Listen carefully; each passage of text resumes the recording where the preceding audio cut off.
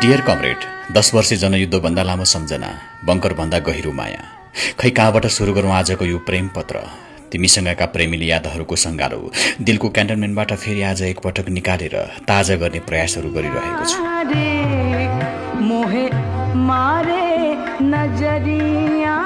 खेतबारीमा, वीरपाखामा, गाईगोठमा, खोलाको किनारमा लुकाएर राखिएका बन्दुक र बमहरू जस्तै माया पनि तिमीले मनभित्र लुकाएर राखेको रहेछौ। आज तिमीले हाम्रो भेटमा फेरि एकपटक सत्ताको माइन बिछाएपछि म भित्र भूमिगत भएका मायाहरू एकाएक हृदयको सडक हुँदै दिमागको सत्तासम्म आइपुगे। त्यही मायालाई एकाएक चारैतिरबाट घेरा हालेर मुटुको चौकी र पोस्टहरू कब्जा गर्दै फेरि एकपटक प्याचअप गर्न सफल भएका छौँ। डियर कमरेड, आज हामीले फेरि एकपटक जनवादी विवाह गर्यौं। यो प्रेम भनेको यस्तो चिज रहेछ।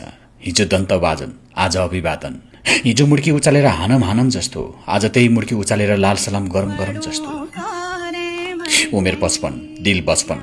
यो माया प्रेम भन्ने चिज पनि कहाँबाट पलाउँछ खै थाहा नै हुँदैन रहेछ। यदि थाहा हुन्थ्यो भने जरेबाट निमुठेर फाल्न हुन्थ्यो। तर के गर्नु, मन परेपछि पर्यो, माया बसेपछि बस्यो। दुनियाँले भनेर हुन्छ र? त्यसै कहाँ भनेको र? जब पाची पाची हो गया राजी, क्या करेगा काजी।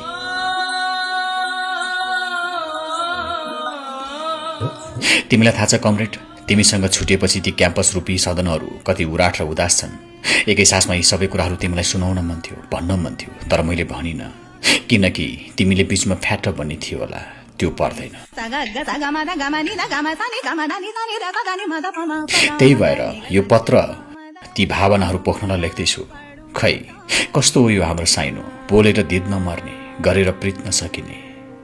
साँची म भन्दै थिएँ, तिमी बिनाको सदन ठ्याक्कै मुना बिनाको मदन भएको छ। अहिलेका जेन्जी प्रेम मैले बुझ्न सकेको छुइनँ। एउटा नाइ आमा मलाई त्यही केटी चाहिन्छ भनेर दिनकै रुन्छ, अर्को पाइखाना लाग्यो भनेर शौचालयतिरै हुन्छ। मास्टर फेरि त्यस्तै छन्, केटाहरूले जे भने पनि ठुस्स हुन्छन्, केटीहरूले जे भने पनि हँस भन्छन्। मास्टर उता मुक्तक चुड्किला बिना पनि मुसुक्क, एजेन्डा भुसुक्क। कमसे कम कमरेड तिमी हुँदा जोक्स चुड्किला गीतहरू हुन्थे, पानी जहाज सरर, पैसा फरर, घर घरमा ग्यास, हात हातमा ग्यास जस्ता भविष्यका सपनाहरू सुन्न पाइन्थ्यो। त्यही भएर तिम्रो न्यास्रोपन आजसम्म कसैले मेटाउन सकेन, तिम्रो खालीपन कसैले भर्न सकेन, तिम्रो अनुपस्थितिलाई कुनै उपस्थितिले उछिन्न सकेन।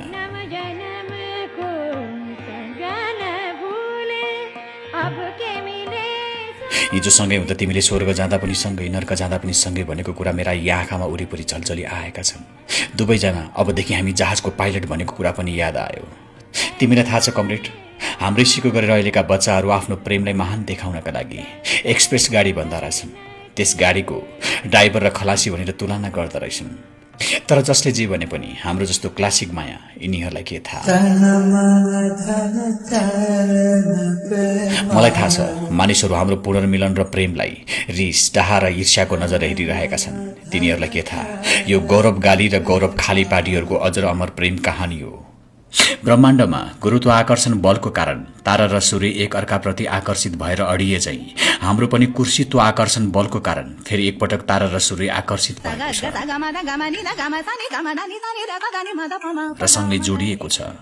कमरेडहरूको रेट कम भएको कारण कम्युनिस्टलाई कमाउनिस्ट बनाउँदै फेरि एकचोटि हाम्रो प्रेमलाई अजर अमर बनाउने संकल्प गर्दछु कमरेड।